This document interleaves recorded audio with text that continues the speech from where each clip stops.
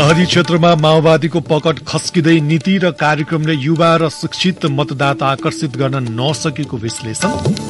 सुनसरी क्षेत्र नम्बर 3 मा एमाले उम्मेद्वार भगवती चौधरी विजयी। उदयपुर क्षेत्र नम्बर 1 मा मतगणना जारी। समानुपातिक तर्फको मतगणना अन्तिम चरणमा। नेपाल राष्ट्र बैंकको निर्देशन पालना नगर्ने 9वटा वाणिज्य बैंक कारवाहीमा। बैंक तथा बैंक अफ काठमाडौँलाई 2,11,85,000 रुपैयाँ जरिवाना। चीनसँगको सम्बन्धमा सुनौलो युग समाप्त भएको बेलायतका प्रधानमन्त्री सुनकको भनाई। र फिफा विश्वकप फुटबलमा आजबाट समूह चरणका अन्तिम खेलहरू शुरू। नेदरल्याण्ड्स र कतार तथा इक्वेडर र सेनेगल भिड्दै। नमस्कार, कान्तिपुर डायरीका साथमा साथी नवीन र म सन्तोष। समाचार अब विस्तारमा। सुरुमा कान्तिपुर सविस्तार। कान्तिपुर सविस्तार। माओवादी केन्द्र पछिल्ला चुनावहरूमा निरन्तर खुम्चिँदै गएको छ। गठबन्धन गरेर चुनावमा होमिएको माओवादीले ग्रामीण क्षेत्रका मतदातालाई आकर्षित गरे पनि सहरिया र शहर उन्मुख मधेसमा भने माओवादीको पकड खस्किन थालेको छ। गाउँ र दूरदराजबाट पार्टीको संगठन निर्माण गरेको र सशस्त्र विद्रोह पनि गाउँबाट थालेको माओवादीले किन गुमायो त शहरी मतदाताको विश्वास? संसदीय प्रणालीबाट व्यवस्थाको रूपान्तरण असम्भव भन्दै विद्रोहको बाटो रोजेको माओवादीले संसदीय मूलधारमा आएको छोटो समयमै शिखरको यात्रा तय गर्यो। 2064 सालमा संविधान सभाको पहिलो चुनावमा एक्लै प्रतिस्पर्धा गर्दा सबैभन्दा ठूलो दल बनेको माओवादी भर्खरै सम्पन्न प्रतिनिधि सभा तथा प्रदेशसभाको निर्वाचनसम्म आइपुग्दा तेस्रो दल बन्न संघर्षरत छ। विशेष गरी शहरी क्षेत्रमा माओवादीको जनमत खस्किँदै गएको छ। त्यसो त संसदीय यात्राको शुरूआतदेखि नै शहरिया वर्गप्रति माओवादी सकारात्मक थिएन। अहिले काठमाडौँ उपत्यकामा एउटै पनि सीट जित्न नसकेको माओवादीलाई शहरियाले पनि मन पराउँदैनन् भन्ने भाष्य निर्माण भएको छ। वाम विश्लेषक मुमाराम खनाल भन्छन्, शान्ति प्रक्रियामा आएपछि माओवादीले आफ्नो संगठनको संरचना, उसका एजेन्डाहरू र नेतृत्व यी सबै चिजलाई एउटा पुनर्ताजगी गर्नुपर्ने आवश्यक छ। तर मलाई लाग्छ अब त्यहाँ चाहिँ माओवादी भित्र न त त्यो दोस्रो पुस्ताको नेता त्यहाँ कोही छ। त्यसमा त्यो माओवादी चाहिँ वास्तवमा एउटा विघटनको सकारमा जाने अथवा चाहिँ एउटा वामपन्थी ध्रुवीकरणतिर गएर एमालेहरूसँग अगाडि बढ्ने चाहिँ त्यही मात्रै एउटा उपाय देख्छु मैले चाहिँ। 2064 सालमा प्रत्यक्षतर्फ 220 मध्ये माओवादीले आधा सीट जितेकोमा हालको निर्वाचनमा प्रत्यक्षतर्फ 165 मध्ये 17 सीटमा खुम्चिएको छ। प्रदेश 1 मा 3, मध्य प्रदेशमा 1, बागमती प्रदेशमा 4, गण्डकीमा 2, लुम्बिनीमा 3 र कर्णाली प्रदेशमा 4 स्थानमा मात्र माओवादी केन्द्र विजयी भएको छ। सुदूरपश्चिम प्रदेशमा अवस्था शून्य छ। 2074 सालको निर्वाचनमा सुदूरपश्चिममा माओवादी केन्द्रले 3 सीट जितेको थियो।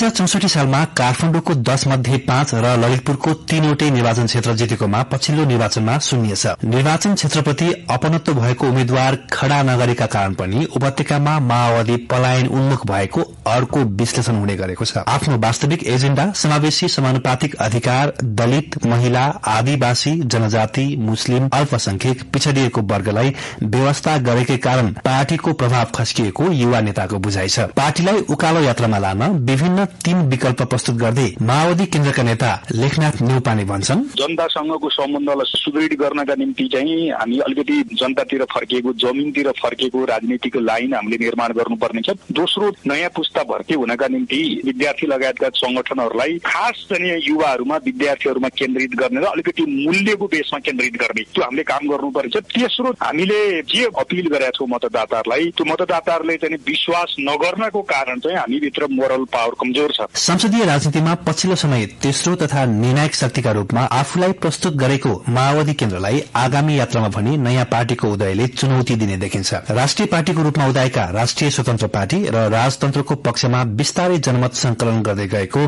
राप्रपाका सामु आफ्नो एजेण्डा कमजोर बनेको माओवादी केन्द्रका स्थायी समिति सदस्य राम कार्की बताउँछन्। डेमोक्रेसीको एउटा सार्वभौम कुरा के हो त भन्दाखेरि भोग, अपमान, हिंसा, विभेदहरूको अन्त भयो भने डेमोक्रेसी एक्सप्यान्ड गर्छ। त्यो सम्बन्धित समाजमा चाहिँ डेमोक्रेसी प्रिभेल गर्छ।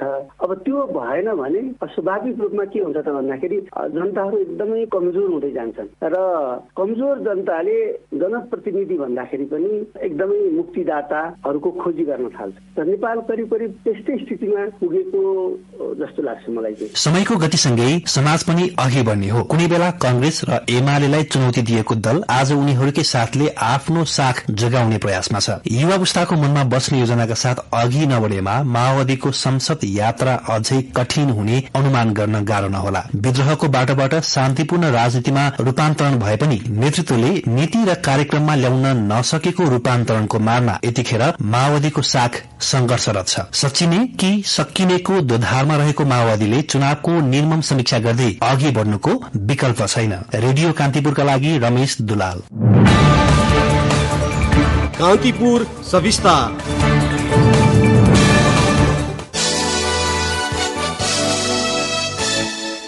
प्रतिनिधि सभा तर्फको पछिल्लो मत परिणाम अनुसार कंग्रेस 2 स्थानमा अग्रता कायम राखेको छ। कंग्रेसले 52 स्थानमा जित हात पार्दा नेकपा एमाले 44 स्थानमा जित हात पारेको छ। पछिल्लो मत परिणाम अनुसार एमाले सुनसरी क्षेत्र नम्बर 3 मा जित हात पारेको हो। एमाले उम्मेद्वार भगवती चौधरीले सत्ता गठबन्धनका उम्मेद्वार एवं कंग्रेस नेता विजय कुमार गच्छेदारलाई 5188 मतान्तरले पराजित गर्नुभयो। चौधरीले 40,788 मत प्राप्त गर्दा पूर्व उप प्रधानमन्त्री समेत रहनुभएका गच्छेदारले 35,600 मत प्राप्त गर्नुभयो। यसअघि 2074 सालको निर्वाचनमा गच्छेदारले चौधरीलाई 381 मतले पराजित गर्नुभएको थियो। उता उदयपुर क्षेत्र नम्बर 1 मा कंग्रेस उम्मेद्वार तथा परराष्ट्र मन्त्री डाक्टर नारायण खड्का 29,580 मतका साथ एमालेकी मञ्जु कुमारी चौधरी भन्दा अगाडि हुनुहुन्छ। चौधरीले 27,537 मत प्राप्त गर्नुभएको छ। सो क्षेत्रमा अब 900 मत गर्न बाँकी रहेको छ। सो क्षेत्रमा विवाद भएकाले निर्वाचन कार्यालयले अन्तिम मत परिणाम मात्रै सार्वजनिक गर्ने घोषणा गरेको हाम्रा सहकर्मीले बताएका छन्। सुनसरी क्षेत्र नम्बर 4 मा कंग्रेस उम्मेद्वार सूचना तथा संचार मन्त्री ज्ञानेन्द्र बहादुर कार्की 24,557 मतका साथमा एमालेका जगदीश प्रसाद कुसियत भन्दा अगाडि हुनुहुन्छ। उहाँले 24,334 मत प्राप्त गर्नुभएको छ। विवादका कारण रोकिएको सो क्षेत्रको मतगणना अपराह्नदेखि शुरू भएको हो। प्रतिनिधि सभा सदस्य निर्वाचनमा धनुषाको निर्वाचन क्षेत्र नम्बर 4 मा नेकपा एमालेका रघुवीर महासेठ विजयी हुनुभएको छ। महासेठ 32,236 मतका साथ विजयी हुनुभएको हो। उहाँले निकटतम प्रतिद्वन्दी नेपाली कंग्रेसका उम्मेद्वार महेन्द्र यादवलाई 124 मतान्तरले पराजित गर्नुभयो। पराजित महेन्द्र यादवले 32,112 मत प्राप्त गर्नुभयो। महासेठ यसअघि पनि धनुषाबाटै विजयी हुनुभएको थियो। यसअघि धनुषा 3 बाट निर्वाचित महासेठले यसपटक भने धनुषा 4 बाट चुनाव लड्नु भएको हो। यो सँगै नेकपा एमाले जितेको क्षेत्रको संख्या 43 पुगेको छ। कांग्रेसले 52 मा जित र 2 स्थानमा अग्रता बनाएको छ। एमाले भने 1 स्थानमा अग्रता कायम राखेको छ। प्रतिनिधि सभामा समानुपातिक तर्फको मतगणना कार्य अन्तिम चरणमा पुगेको छ। अहिलेसम्म 79,76,519 मतगणना सम्पन्न भएको निर्वाचन आयोगले जनाएको छ। प्रतिनिधि सभामा प्रत्यक्षतर्फ दोस्रो स्थानमा रहेको नेकपा एमाले समानुपातिकमा भने अग्रस्थान कायम गर्न सफल भएको छ। एमाले अहिलेसम्म 26,89,338 मत प्राप्त गरेको छ। प्रत्यक्षतर्फ अग्रस्थानमा रहेको कंग्रेस समानुपातिकमा भने 25,42,872 मतसहित दोस्रो स्थानमा रहेर एमालेलाई पछ्याइरहेको छ। त्यस्तै 11,42,878 मतसहित माओवादी केन्द्र तेस्रो स्थानमा छ भने राष्ट्रिय स्वतन्त्र पार्टी 10,97,577 मतका साथमा चौथो स्थानमा छ। राष्ट्रिय प्रजातन्त्र पार्टीले 5,68,963 मतका साथमा पाँचौं स्थानमा छ। छैटौं स्थानमा रहेको जनता समाजवादी पार्टी जसपाले 3,87,491 मत ल्याएको छ। यसैगरी जनमत पार्टीले 3,45,668 मत र नेकपा एकीकृत समाजवादीले 2,80,822 मत प्राप्त गरेको छ। त्यस्तै नागरिक उन्मुक्ति पार्टीले भने 2,47,657 मत प्राप्त गरेको छ। कान्तिपुर डायरीमा अब ब्रेकको पालो। ब्रेकपछि अब बाँकीहरूसँग पछिल्लो नतिजा अनुसार नेपाली कांग्रेसले प्रदेशसभाको प्रत्यक्षतर्फ 105 सीट जितेको छ। 315 स्थानको मतगणना सकिँदा कांग्रेसले 105 स्थानमा जित हात पारेको हो। नेकपा एमाले 89 वटा निर्वाचन क्षेत्रमा विजय हुँदा सुनसरी 3 को कमा अग्रता कायम राखेको छ। माओवादी केन्द्रले 53 स्थानमा जित निकालेको छ। एकीकृत समाजवादीले 13वटा निर्वाचन क्षेत्रमा जित हात पारेको छ। स्वतन्त्र उम्मेद्वारले 12 स्थानमा जितेका छन् भने राप्रपाले 11 स्थानमा जित हात पारेको छ। जसपाले 10 स्थानमा जित निकालेको छ। यस्तै लोकसभा 9 स्थानमा विजय भएको छ भने जनमत पार्टीले 7 स्थानमा जित निकालेको छ। नागरिक उन्मुक्ति पार्टीले 5 स्थानमा जित हासिल गरेको छ। नेमकिपा र हाम्रो नेपाली पार्टीले एक निर्वाचन क्षेत्रमा जित हासिल गरेका छन्।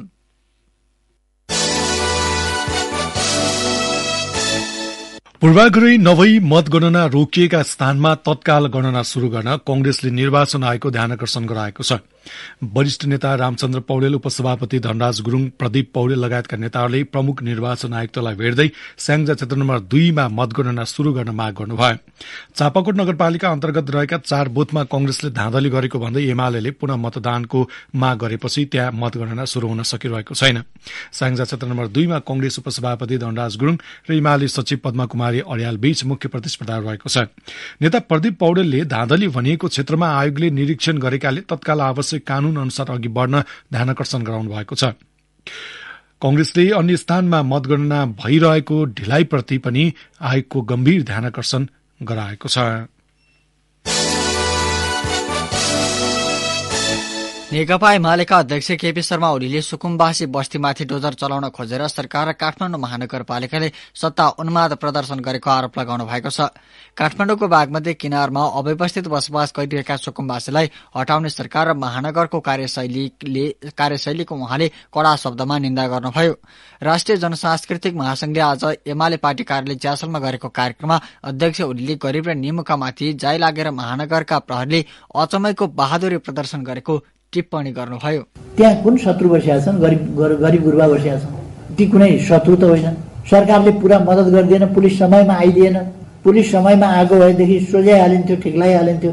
के भने त्यो चुप लागेर छाप्रामा खोला किनारमा बसिया छन् त लाई ठिक लगाएर कुन बहादुरी पाइन्छ? समाधान गर्ने, समस्या समाधान गर्ने तरिका के हो? के गरिब जनतालाई पराजित गर्ने? नेपाली जनतालाई कसलाई पराजित गरेर को विजयी हुने? यहाँ जित र हारको प्रश्न होइन, यहाँ समस्या समाधानको प्रश्न। लोकतन्त्रमा समस्या समाधानको तरिका बल प्रयोग होइन। प्रक्रियागत ढंगले सुकुम्बासीका समस्या समाधान गर्न खोज्दा आफू नेतृत्वको सरकार ढलेको उहाँको गुनासो थियो।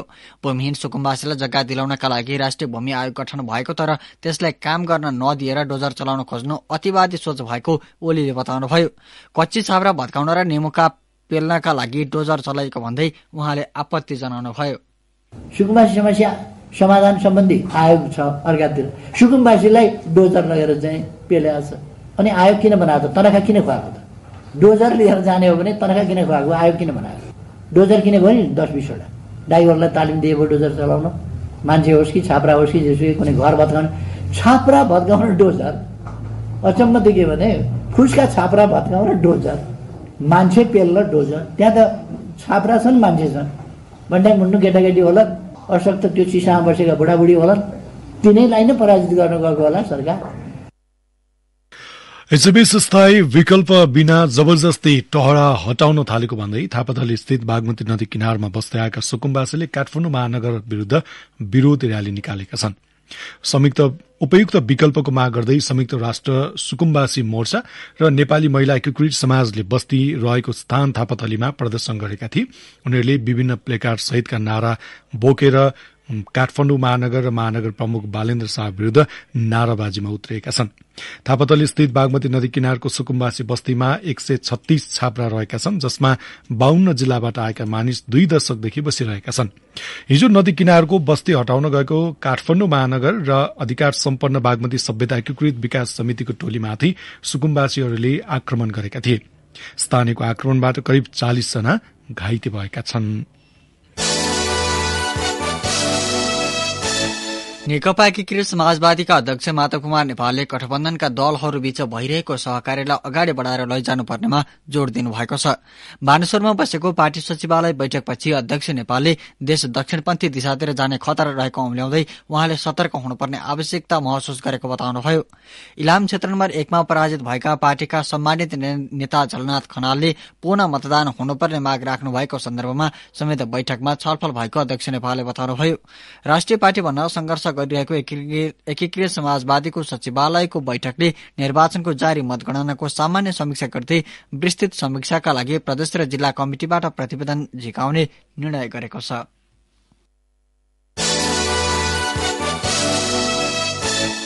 सरकारसँग सुधार भर्ना माग्ने शर्तमा बीमा कम्पनीले आजदेखि कोरोना बीमाको रकम भुक्तानी थालेको छ। बीमक संघका अध्यक्ष चंकित छेत्रीले आजबाट दाबी भुक्तानी शुरू गरेको जानकारी दिनुभयो। नेपाल बीमा प्राधिकरणको निर्देशन अनुसार 25% दायित्व स्वीकार नगर्ने तर पहिलो चरणमा वितरण गरेको थप रकम शोध भर्नाका लागि नियामक निकायमा लिखित आग्रह गर्ने बीमक संघको निर्णयपछि कम्पनीहरू कोरोना बीमा भुक्तानी गर्न तयार भएका हुन्। प्राधिकरणले गत साता सबै कम्पनीका प्रमुख कार्यकारी अधिकृतलाई बोलाएर आजदेखि कोरोना बीमा भुक्तानी शुरू गर्न निर्देशन दिएको थियो। नियामक निकायको निर्देशन आए पनि 3वटा कम्पनीले मात्र कोरोना बीमाको रकम भुक्तानी गर्ने बारे संचालक समितिबाट निर्णय गराएका थिए।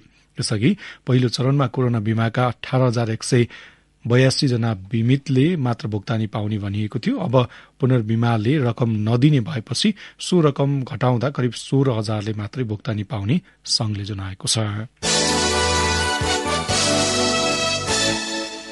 कान्तिपुर डायरीमा अब मोरङ डायरीको पालो। मोरङ डायरीमा देवनारायण शाहको नमस्कार। मोरङ स्थित प्रतिनिधि सभाको 6 र प्रदेश सभाको 12 निर्वाचन क्षेत्रमा उम्मेदवारी दिएका 215 उम्मेद्वार मध्ये 77.21% अर्थात 166 जनाको जमानत जप्त भएको छ। प्रतिनिधि सभा सदस्यतर्फ उम्मेदवारी दिएका 105 मध्ये 87 र प्रदेश सभा सदस्यतर्फ उम्मेदवारी दिएका 110 मध्ये 79 जनाको जमानत जप्त भएको प्रदेश निर्वाचन कार्यालय विराटनगरले जनाएको छ। प्रतिनिधि सभा सदस्यतर्फ 6 क्षेत्रमा उम्मेदवारी दिएका दलका 44 र स्वतन्त्र 33 जना उम्मेद्वारको जमानत जप्त भएको हो। प्रदेश सभा सदस्यतर्फ राजनीतिक दलका 54 र स्वतन्त्र 25 जना उम्मेद्वारको जमानत जप्त भएको छ। स्वदेशमै कामको खोजीमा रहेका तथा वैदेशिक रोजगारबाट फर्किएका युवालाई रोजगारको अवसर सिर्जना गर्ने उद्देश्यले उद्योग वाणिज्य महासंघ प्रदेश 1 ले रोजगार मेला आयोजना गरेको छ। मेलाले प्रदेश 1 मा स्थानीय उद्योग वाणिज्य संघ र रोजगार सेवा केन्द्र बीचको समन्वय स्थापना भई व्यावसायिक परामर्श, मार्गदर्शन र रोजगार मिलान मार्फत विदेशबाट फर्किएका आप्रवासी कामदारको श्रम बजार संक्रमणलाई सहज वातावरण बनेको छ। प्रदेश 1 मा यस वर्ष गत वर्ष भन्दा 16,282.15 मेट्रिक टन बढी धान उत्पादन भएको छ। चालू आर्थिक वर्षमा खेती योग्य 3,40,829 हेक्टर जग्गा मध्ये 3,31,088.94 हेक्टरमा धान खेती गरिएको प्रदेश 1 कृषि मन्त्रालयका अभिमन्यु अधिकारीले बताउनु भयो। उहाँका अनुसार यस वर्ष कुल 12,98,855.15 मेट्रिक टन धान उत्पादन भएको हो। यस वर्ष गत वर्ष भन्दा उत्पादकत्व समेत बढेको उहाँले बताउनु भयो। प्रदेश 1 प्रदेश सभामा सत्ता गठबन्धन र एमाले गठबन्धन मध्ये कसैले पनि स्पष्ट बहुमत प्राप्त नगर्ने देखिएको छ। प्रदेश स्थित 56 निर्वाचन क्षेत्र मध्ये 54 क्षेत्रको मत परिणाम सार्वजनिक भइसकेको छ, जसमा एमाले 25, कांग्रेसले 15, माओवादी केन्द्रले 9, नेकपा एकीकृत समाजवादीले 3 र राप्रपाले 2 वटा क्षेत्र जितेका छन्। सुनसरीमा बाँकी रहेको 2 वटा क्षेत्रमा कांग्रेस जित निकट छ। हस्त मोरङ डायरी आजलाई यति नै। देवनारायण शाहलाई बिदा दिनुहोस्। नमस्कार। मोरङ डायरीपछि कान्तिपुर डायरीमा पुनः ब्रेकको पालो। अब आर्थिक प्रसंग। नेपाल राष्ट्र बैंकको निर्देशन पालना नगर्ने 9 वटा वाणिज्य बैंक कारबाहीमा परेका छन्। चालू आर्थिक वर्षको पहिलो त्रैमासमा सम्पत्ति शुद्धिकरण सम्बन्धी निर्देशन उल्लंघन गरेको विपन्न वर्ग क्षेत्र कर्जा नपुर्याएको लगायतका शीर्षकमा 9 वटा बैंकलाई राष्ट्र बैंकले कारवाही गरेको हो।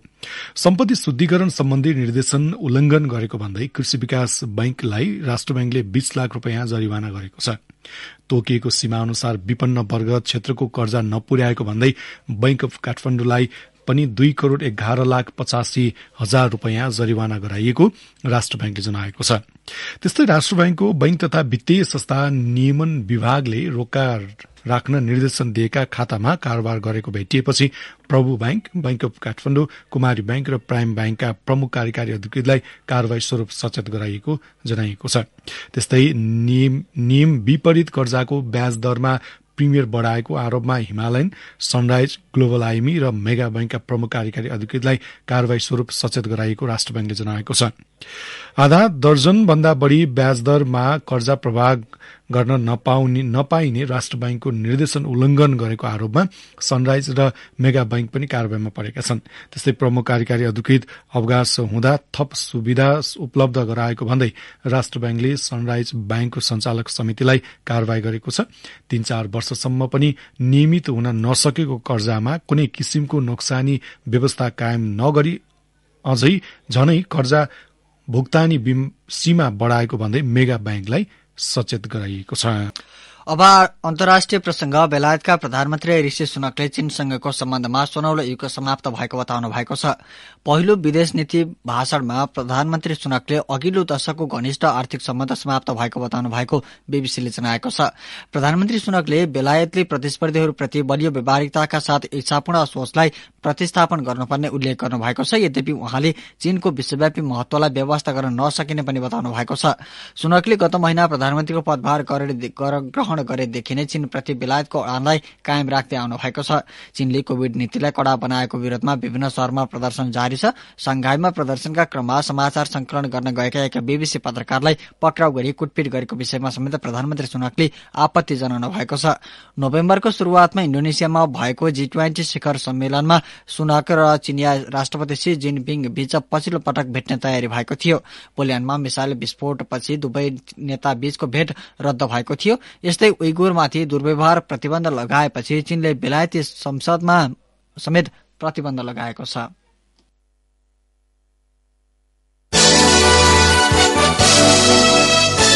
अब खेल प्रसंग। अन्डर 19 राष्ट्रिय क्रिकेट प्रतियोगितामा बागमती प्रदेशले लगातार चौथो तथा प्रदेश 1ले दोस्रो जित निकालेको छ। कीर्तिपुर स्थित त्रिवेणी क्रिकेट मैदानमा कर्णाली प्रदेशलाई 7 विकेटले पराजित गर्दै बागमतीले अपराजित यात्रालाई 4 खेलसम्म निरन्तरता दिएको हो। 131 रनको लक्ष्य बागमतीले 30.1 ओभरमा 3 विकेट गुमाउँदै पूरा गर्यो। बागमतीका लागि अशोक पौडेल र लक्की कठायतले अर्धशतकीय इनिंग्स खेले। अशोकले 64 बलमा 7 चौका र 1 छक्का प्रहार गर्दै 59 रन जोड्दा लक्कीले 92 बलमा 8 चौका प्रहार गर्दै 51 रनको शतकीय इनिंग्स खेले। कर्णालीका अनुज चनरा र दिनेश अधिकारीले 1-1 विकेट लिए। त्यसअघि टस जितेर ब्याटिङ थालेको कर्णालीले 32.2 ओभरमा अल आउट हुँदै 130 रन बनाएको थियो। जितसँगै बागमतीले 4 खेलबाट 8 अंक जोड्दै दोस्रो स्थानमा उक्लिएको छ। 4 खेल खेलेको कर्णाली 2 अंक सहित 5औं स्थानमा छ। उता मूलपानी क्रिकेट मैदानमा मध्य प्रदेशलाई 10 विकेटले पराजित गर्दै प्रदेश 1ले शानदार जित निकालेको छ। 71 रनको झिनो लक्ष्य पछ्याएको मध्य प्रदेश 1ले 19.2 ओभरमा 1 विकेट पनि नगुमाई पूरा गर्यो। प्रदेश 1 का सोनु अन्सारीले 45 तथा शुभन गहतराजले 24 रनको योगदान गरे। त्यसअघि टस जितेर पहिले ब्याटिङ गरेको मधेसले 31.3 ओभरमा अल आउट हुँदै 70 रन बनाएको थियो। कुहिरोका कारण ढिलो गरी शुरू भएको खेल 45 ओभरमा छुट्याइएको थियो। 4 खेल खेलेको प्रदेश 1 को 4 अंक छ। प्रदेश 1 अंक तालिकाको चौथो स्थानमा छ। 3 खेल खेलेको मधेस अंक विहीन भन्दै पुच्छारमा छ। र कतारमा जारी फिफा विश्वकप फुटबलमा समूह चरणको अन्तिम खेलहरू आजबाट शुरू भएका छन्। आज समूह ए र समूह बी का 2 खेलहरू भइरहेका छन्। अहिले समूह ए मा नेदरल्याण्ड्स र कतार तथा इक्वेडर र सेनेगल बीच प्रतिस्पर्धा भइरहेको हो। नकआउट चरण प्रवेशका लागि नेदरल्याण्ड्सलाई कतारसँगको खेलमा बराबरीको नतिजा काफी हुनेछ। आयोजक राष्ट्र कतार भने समूह चरणबाट बाहिरिसकेको छ। यस्तै अर्को खेलमा इक्वेडरलाई नकआउट चरणमा प्रवेशका लागि सेनेगलसँग बराबरीको नतिजाले पुग्नेछ। सेनेगललाई भने जित्नै पर्ने दबाव रहेको छ। समूह ए मा रहेको नेदरल्याण्ड्सको 4 अंक छ। समान अंक भए पनि इक्वेडर दोस्रो स्थानमा छ। सेनेगलको 3 अंक छ। आयोजक कतार भने अंकविहीन बनेको छ। यस्तै समूह बीमा इंग्ल्याण्ड र वेल्स तथा इरान र अमेरिका बीच खेल हुँदैछ। दुवै खेल नेपाली समय अनुसार राति पाउने 1 बजे हुनेछ। वेल्ससँग बराबरीको नतिजाले पनि इंग्ल्याण्ड नकआउट चरणमा प्रवेश गर्नेछ। वेल्सलाई भने नकआउट प्रवेशका लागि इंग्ल्याण्डसँग फराकिलो गोल अन्तरमा खेल खेल्नुपर्ने देखिएको छ भने उसलाई जित्नै पर्ने दबाव देखिएको छ। यस्तै अर्को खेलमा नकआउट चरण प्रवेशका लागि इरान र अमेरिकालाई आजको खेल जित्नै पर्ने दबाव रहेको छ। समूहमा इंग्ल्याण्ड 4 अंकका साथ शीर्ष स्थानमा रहँदा इरान 3 अंकसहित दोस्रो स्थानमा छ। यसअघिका दुवै खेलमा बराबरी गरेको अमेरिकाको 2 अङ्क छ। पुछारमा रहेको वेल्सको मात्रै 1 अङ्क रहेको छ। आज हुने 4 खेलबाट समूह ए र बीबाट नकआउट चरणमा पुग्ने थप 4 राष्ट्रको टुङ्गो लाग्नेछ। हस्तै नै प्रसङ्गसँगै कान्तिपुर डायरी अहिलेलाई यही सकिन्छ। भोलि बिहान 6:30 बजे हामी नियमित बुलेटिनका साथमा उपस्थित हुनेछौँ। न्यूज डेस्कका सम्पूर्ण साथीहरूसँगै साथी नवीन र म सन्तोष बिदा हुन्छौँ। नमस्कार, शुभरात्रि।